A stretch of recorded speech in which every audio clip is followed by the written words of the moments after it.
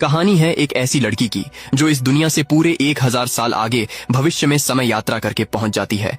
यह फिल्म आपको एक पल के लिए भी बोर नहीं करेगी। तो चलिए शुरू करते हैं, क्योंकि आगे जो रहस्य खुलने वाला था वह इंसानी सोच से भी कहीं आगे था। एक दिन लूसी गलती से एक बैज को छू लेती है और पल भर में उसके सामने दूसरी दुनिया एक्टिव हो उठती है, जैसे किसी ने भविष्य का गुप्त दरवाजा खोल दिया हो। लेकिन अगले ही सेकंड वह वापस लौट आती है। यह अजीब घटना देखकर वह जोर से चिल्ला उठती है। आसपास खड़े लोग उसे हैरानी से देखने लगते हैं। लूसी खुद को संभालते हुए कहती है कि वह ठीक है, लेकिन अंदर से उसका दिमाग हिल चुका था, क्योंकि ऐसी चीजें किस्सों में सुनाई देती हैं, असल दुनिया में नहीं। फिर वह जमीन पर पड़े बैज को दोबारा छूकर देखती है और इस बार भी वही दृश्य सामने खुल जाता है। अब उसे यकीन हो चुका था कि यह कोई भ्रम नहीं था, कुछ बड़ा उसके संपर्क में आ चुका था जो उसकी जिंदगी बदलने वाला था। लूसी हैरान तो थी ही, साथ ही उसके अंदर जानने की आग भी जल चुकी थी। अब की बार उसने बैज को सीधे हाथ में उठा लिया और अगले ही पल सुनहरे धान के खेत सामने दिखाई देते हैं। पीछे एक विशाल इमारत चमक रही थी। यह नजारा इतना साफ था मानो भविष्य खुद उसके सामने खड़ा हो। वह आगे बढ़ने लगती है,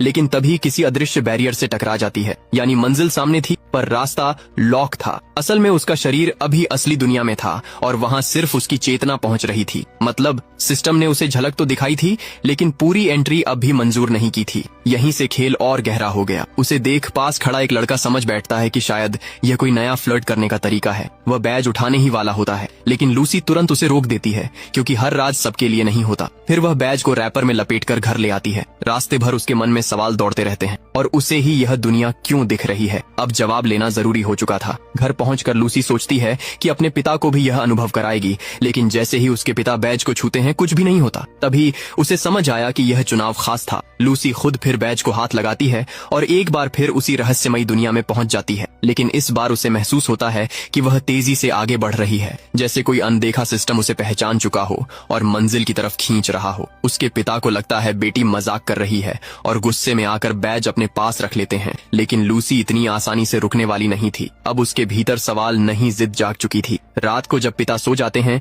तो वह चुपचाप उनके कमरे में जाती है और बैज उठाने लगती है। जैसे ही वह उसे छूती है वह फिर उसी सुनहरी दुनिया में पहुंच जाती है। अब वह बिना समय गंवाए सीधा इमारत की ओर कदम बढ़ाती है, लेकिन फिर वही अदृश्य वॉल उसे रोक देती है। अब लूसी समझ चुकी थी। तभी उसके दिमाग में एक उपाय आता है। वह दिशा तय कर साइकिल पर सवार हो जाती है और उसी ओर चल पड़ती है जहां इमारत थी। अब वह सच जाने बिना लौटने वाली नहीं थी, क्योंकि कुछ रहस्य पीछा नहीं छोड़ते। एक खुले मैदान में पहुंचकर जहां कोई बाधा नहीं थी, वह दोबारा बैज निकालती है और इस बार सीधे इमारत के भीतर पहुंच जाती है। अब असली दुनिया सामने थी। उसके सामने भविष्य की टेक्नोलॉजी से भरा शहर था, जहां बिना ट्रैक ट्रेनें दौड़ रही थीं। रॉकेट खुद वापस उतर रहे थे और गुरुत्वाकर्षण को मात देने वाले स्विमिंग